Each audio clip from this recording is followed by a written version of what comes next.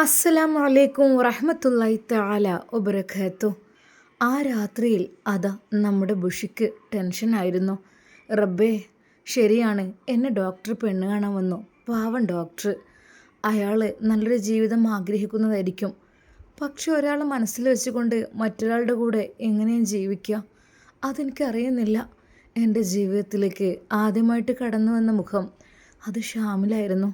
സത്യം പറഞ്ഞാൽ നിങ്ങൾ വേറെ വിവാഹം നോക്കിക്കോളൂ, ഇനി എന്നെ കാക്കണ്ട, കാരണം എനിക്കൊരുപാട് പ്രാരാബ്ദങ്ങളുള്ളതാണ് എന്ന് അറിഞ്ഞപ്പോൾ തന്നെ അതെ, ബുഷിയുടെ മനസ്സ് വല്ലാതെ വേദനിച്ചിരുന്നു.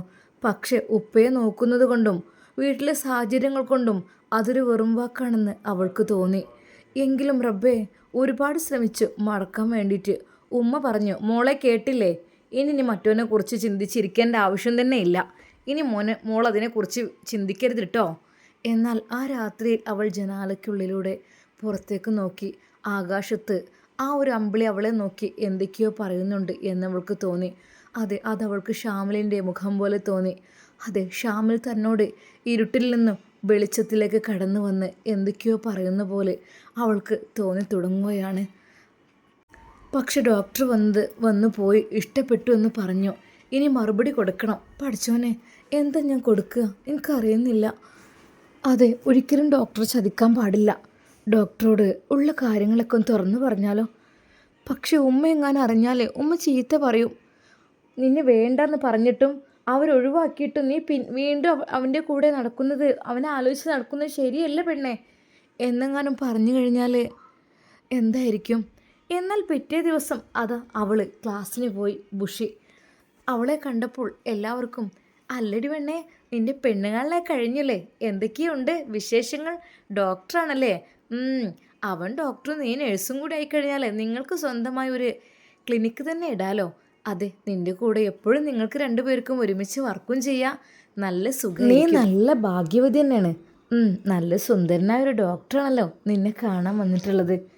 എന്നാൽ ബുഷിയുടെ മുഖം ഒട്ടും തെളിവില്ലായിരുന്നു. അല്ല പെണ്ണെ, പെണ്ണ് കാണാൻ വന്നു കഴിഞ്ഞാൽ പിന്നെ നിക്കാഹിനെ കുറിച്ചുള്ള ചർച്ചകളും കാര്യങ്ങളൊക്കെ ആയി. അല്ല പെണ്ണെ, നിനക്കെന്തൊരു മൂഡ് ഓഫ്? സത്യം പറയടി, എന്താ ഞങ്ങളൊക്കെ വിട്ടു പോകുന്നതാണോ? അല്ലെങ്കിൽ നിനക്കൊരു ഡോക്ടറെ കിട്ടുകയെന്ന് പറഞ്ഞാലൊക്കെ ഭാഗ്യമല്ലേടി. കാരണം പുറത്തൊക്കെ ഒന്നും അങ്ങനെ പോവില്ല. നിങ്ങൾക്ക് പോകുകയാണെങ്കിൽ ഒരുമിച്ച് ഇനി അബ്രോഡ് പോയിട്ടൊക്കെ വിദേശത്ത് ജോലി ചെയ്യണമെങ്കിൽ അങ്ങനെയും പോകാം. ഒരാൾ നേഴ്സും ഒരാൾ ഡോക്ടറൊക്കെ ആയിക്കഴിഞ്ഞാൽ നല്ല ഭാഗ്യം തന്നെയല്ലേ ആ കാര്യത്തിൽ? എടി പെണ്ണെ, നിനക്ക് ആലോചിച്ചൂടെ? എന്താ നീ? പിന്നെ നിക്കാഹിന് ഞങ്ങളൊക്കെ വരുന്നുണ്ട് കേട്ടോ. ഏത് ഡ്രസ്സാണ് ഇടുന്നത്? ചെക്കന് ഫ്രീക്കനാണോ? നല്ല അടിപൊളി ചെക്കനാന്നൊക്കെ ഞാൻ പറഞ്ഞ് കേട്ടിട്ടുണ്ട്. അല്ലെങ്കിലും നീ ഭാഗ്യവതി തന്നെയാണ്. നീ ഗൾഫിൽ പോയി, നിൻ്റെ ആങ്ങളൻ്റെ കല്യാണം കഴിഞ്ഞു, അവിടെ നിന്ന് അറബിച്ച് പെണ്ണിനെ കിട്ടി അല്ലേ? അന്ന് നീ സ്റ്റാറ്റസ് വെച്ചിരുന്നല്ലേ? എന്ത് രസമാണ് പെണ്ണെ നിൻ്റെ നാത്തൂനെ കാണാൻ. അജ്മൽ സാറിന് എല്ലാവരും കൊതിച്ചതായിരുന്നല്ലോ. അജ്മൽ സാറിനെ കിട്ടിയത് നല്ലൊരു അറബി പെണ്ണ്. തരക്കേടില്ല നിങ്ങൾക്കൊക്കെ.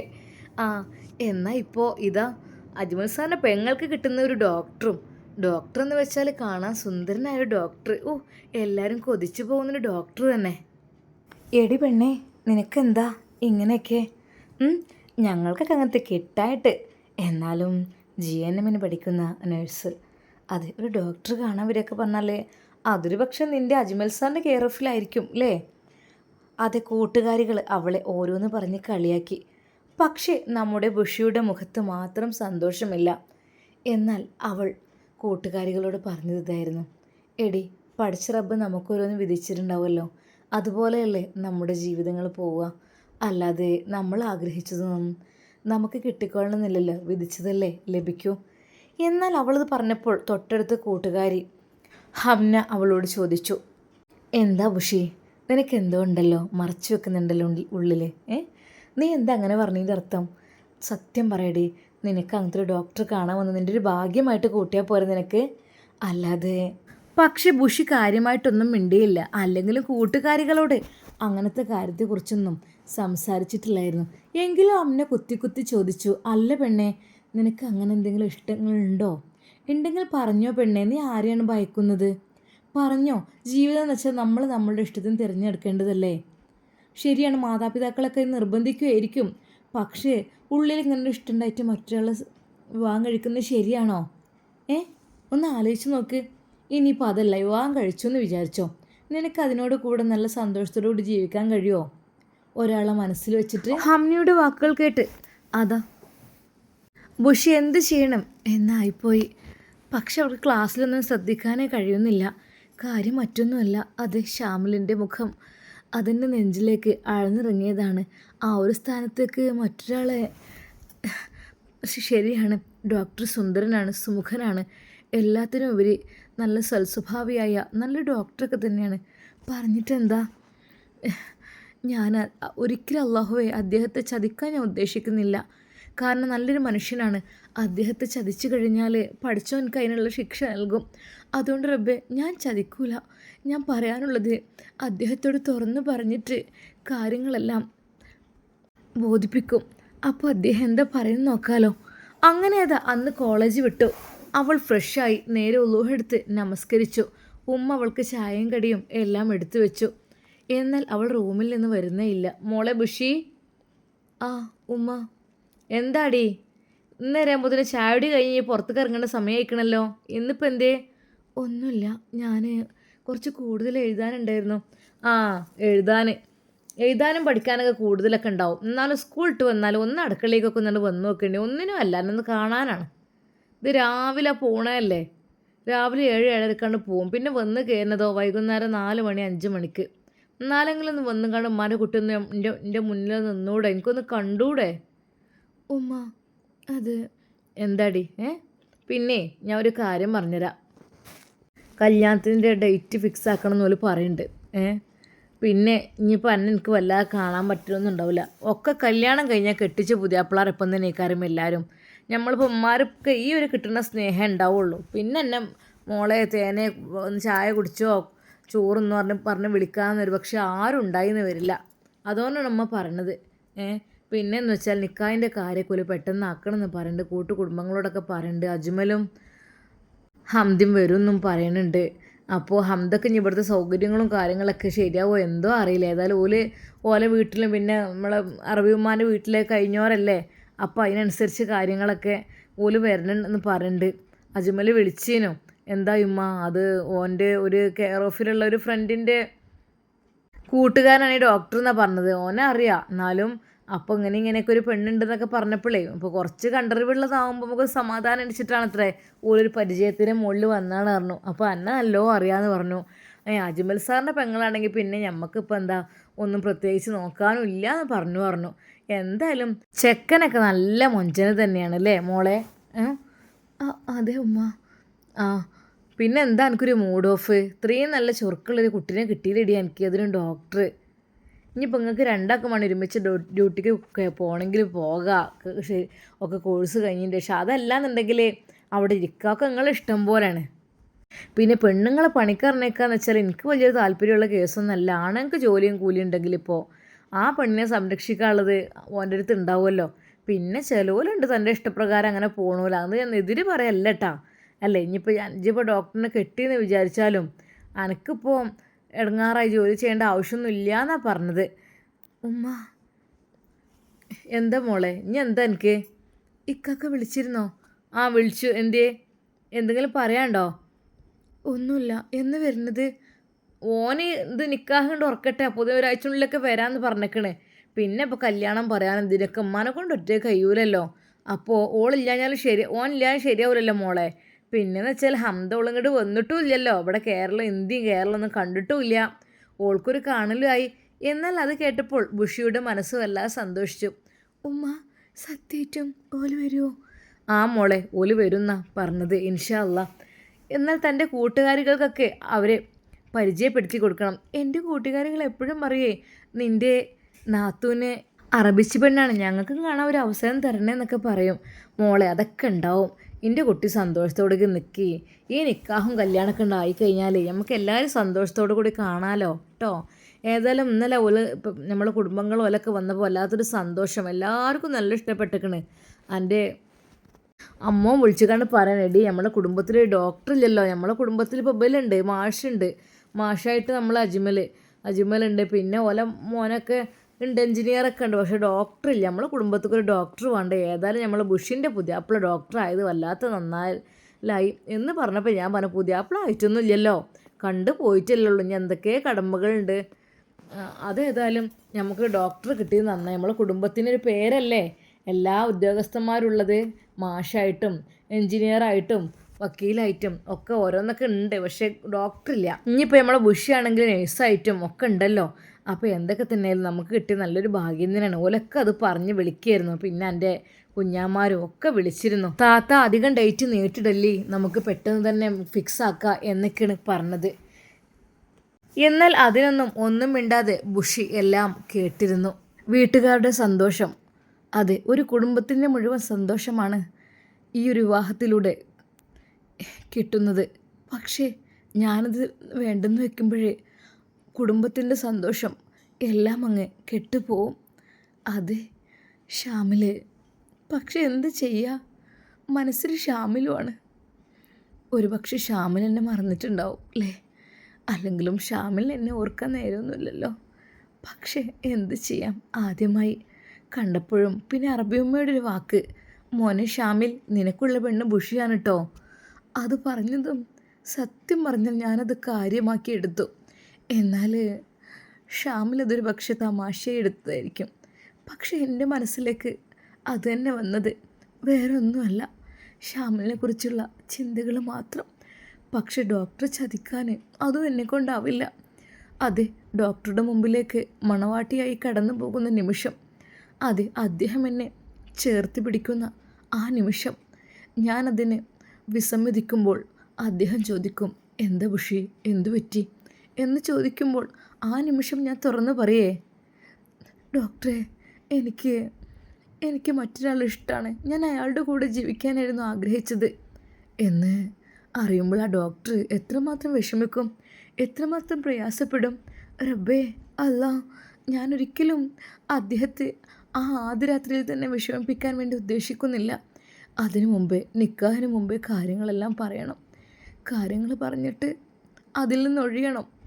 അപ്പോൾ അവൾ ഓർത്തു, അപ്പോൾ ഷാമിലൊരു പക്ഷേ വേറൊരു വിവാഹം കഴിക്കേ, അല്ലെങ്കിൽ എന്നെ ഇഷ്ടമല്ല എന്ന് പറയേ, എന്നെ വേണ്ടാന്ന് പറയേ, അങ്ങനെ എന്തെങ്കിലും പറഞ്ഞാൽ എന്തായിരിക്കും റബ്ബെ സ്ഥിതി? അതും ഒരു ചോദ്യചിഹ്നം തന്നെയാണ്. അതെ, ഉമ്മ പറഞ്ഞ പോലെ കടിച്ചതും പിടിച്ചതും ഇല്ലാതാവോ എനിക്കറിയുന്നില്ല. അവൾ ആ റൂമിൽ നിന്ന് ഓരോന്ന് ആലോചിച്ചു. അത് ശരിക്കും അവളുടെ മനസ്സിൻ്റെ ഉള്ളിലെ വിഷമം പഠിച്ച റബ്ബിനോട് അവൾ തുറന്ന് പറഞ്ഞു, റബ്ബേ അല്ലാ, എനിക്ക് ഒരു നല്ലൊരു വഴി കാണിച്ചു കൊണ്ടോ. ഷാമിലിനെ ഓർത്തുകൊണ്ടിരുന്നാൽ ഷാമിൽ എന്നെ മറന്നിട്ടുണ്ടോ, എന്നെ ഓർക്കുന്നുണ്ടോ എന്നൊന്നും എനിക്കറിയുന്നില്ല. പക്ഷേ മുന്നിലേക്ക് വന്ന ഭാഗ്യം തട്ടിക്കളയാനും അതും എനിക്ക് തോന്നുന്നില്ല. എന്താ അറിയില്ല, ഡോക്ടറായാലും ആരൊക്കെ തന്നെയായാലും വേറെ ഏതോ ഒരാളെപ്പോലെ തോന്നാണ്. പക്ഷെ ഷാമിൽ എന്ന് പറയുമ്പോഴേ എൻ്റെ മനസ്സിൻ്റെ ഉള്ളിൽ എന്നെ ചേക്കേറിയ മുഖമാണത്. അതാണെങ്കിൽ എനിക്ക് മറക്കാനും കഴിയണില്ല. റബ്ബേ പഠിച്ചോനെ, നീ എൻ്റെ പ്രാർത്ഥന സ്വീകരിക്കേ. എന്നാൽ ഈ സമയം അതാ ഷാമിലിൻ്റെ വീട്ടിൽ ഷാമിലിൻ്റെ ഉപ്പയെ കൊണ്ട് എങ്ങനെയെങ്കിലും ഒരു വിവാഹം കഴിപ്പിച്ച് ഉപ്പയെ ഹാപ്പിയാക്കണം എന്നുള്ള രീതിയിലാണ് ഷാമിൽ നിൽക്കുന്നത്. എങ്ങനെയെങ്കിലും ഉപ്പയോട് അത് തുറന്നു പറയണം. അന്ന് ഷാമിൽ ഉപ്പക്ക് ഭക്ഷണം കൊടുത്തുകൊണ്ടിരുന്നപ്പോൾ ഷാമിലും ഇരുന്നിട്ട് പറഞ്ഞു, ഉപ്പ, ആ മോനെ, ഉപ്പപ്പോ ആണുങ്ങൾ ഉണ്ടാക്കുന്ന ഭക്ഷണം കഴിച്ച് മടുത്തുല്ലേ? അതെന്താ മോനെ അങ്ങനെ? അല്ലേ, ഉമ്മമാരുടെ കൈകൾ കൊണ്ടുണ്ടാക്കുന്ന ഭക്ഷണത്തിൻ്റെ രുചി അത് വേറെ തന്നെ. ഞാനൊക്കെ എന്തൊക്കെ തന്നെ കാട്ടിക്കൂട്ടിയാലും ഒരു രസമില്ലല്ലോപ്പാ. മോനെ, എൻ്റെ ഉമ്മ എനിക്ക് നല്ലോണം രുചികരമായി ഉണ്ടാക്കി തന്നിരുന്നല്ല ഭക്ഷണം. അത് തന്നെ എമ്പാടും, അത് തന്നെ വലിയ ഭാഗ്യം തന്നെയല്ലേ. അതെ, ഓളെ കൈക്കൊണ്ട് ഉണ്ടാക്കി തന്നത് കുറേ കഴിച്ചു, നല്ല സ്വാദോടു കൂടി. അത് എൻ്റെ നാവിൻ്റെ തുഞ്ചത്ത് നിന്ന് മാറണില്ല മോനെ. പക്ഷേ എൻ്റെ എളാമ, അതിൻ്റെയൊക്കെ ഒരു കഥയായിരുന്നു, ഒന്നും പറഞ്ഞിട്ട് കാര്യമില്ല. ഏതായാലും എൻ്റെ ആദ്യ ഭാര്യ പോയതോടുകൂടി എൻ്റെ ജീവിതത്തിൽ സുഖമുണ്ട്, കഴിഞ്ഞിടാ.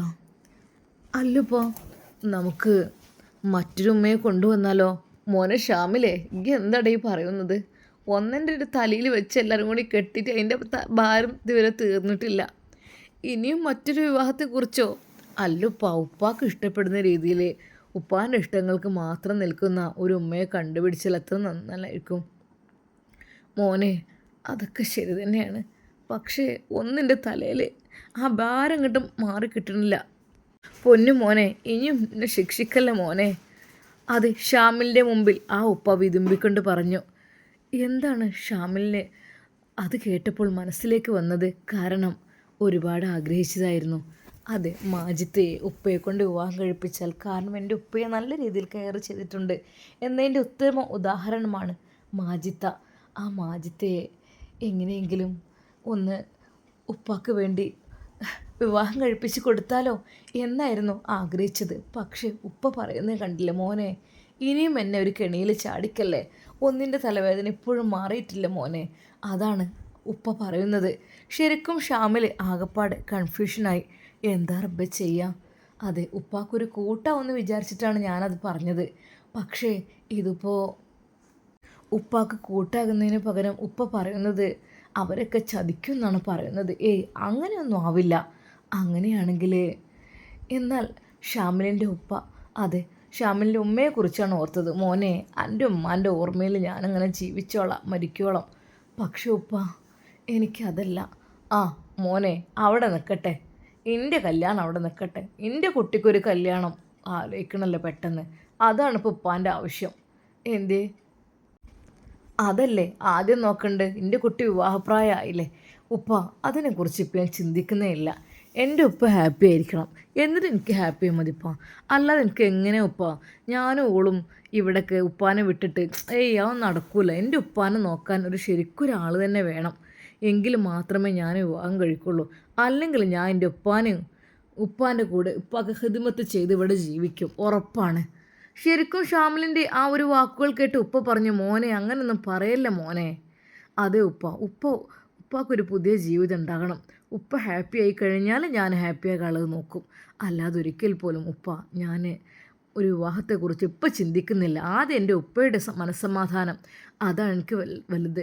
മോനെ, ഉപ്പാൻ്റെ കുട്ടി എന്തൊക്കെയാണ് ഈ പറയുന്നത്? ഈ വയസ്സുകാലത്ത് ഇപ്പോൾ ഉപ്പ ആര് പറഞ്ഞു ഉപ്പാക്ക് വയസ്സായിന്ന്? ഉപ്പ വയസ്സിലൊന്നും വലിയൊരു കാര്യമൊന്നുമില്ല, ആരോഗ്യത്തിലാണ്. എൻ്റെ ഉപ്പാക്ക് ഇപ്പോൾ അൽഹംദുലില്ലാ അള്ളാഹുവിൻ്റെ നിഅമത്തുകൊണ്ട് ആരോഗ്യമുണ്ട് അല്ലേ. ഉപ്പ തോട്ടത്തിലേക്ക് ഇറങ്ങുന്നുണ്ട്, കൃഷിയിടത്തിലേക്ക് ഇറങ്ങുന്നുണ്ട്, പള്ളിയിൽ പോകുന്നുണ്ട്. അതൊക്കെ എൻ്റെ ഉപ്പ ചെയ്യുന്നുണ്ടല്ലോ. അങ്ങനെയാണെങ്കിൽ അതിനർത്ഥം അള്ളാഹു സുബ്ഹാനഹു വ തആല ആരോഗ്യം തിരിച്ചു തന്നിരിക്കുന്നു എന്നാണ്. അതുകൊണ്ട് ഉപ്പ ആരോഗ്യമുള്ള കാലത്ത് ഉപ്പയുടെ കൂടെ ഉപ്പയെ നോക്കാനൊരു പെണ്ണ്.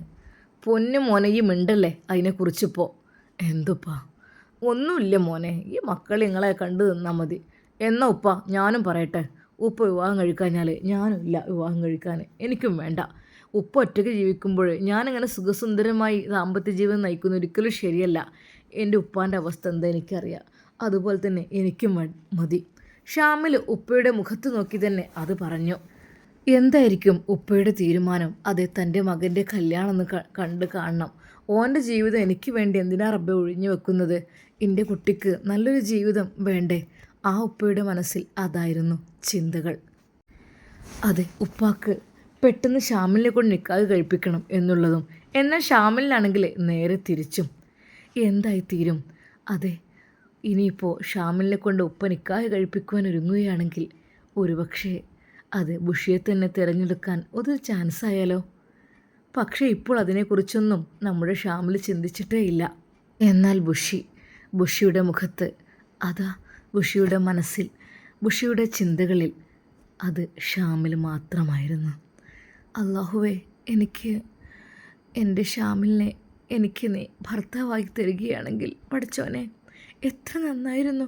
അല്ലാ, അവൾ രാത്രിയും പഠിച്ച റബ്ബിനോട് ദുആ ചെയ്തു. ഇൻഷാ അല്ലാ, നമുക്കിതിൻ്റെ ബാക്കി ഭാഗം നാളെ കാണാം. അതുവരേക്കും എല്ലാവർക്കും അസ്സലാമു അലൈക്കും വറഹ്മത്തുള്ളാഹി തആല വബറകാതുഹു.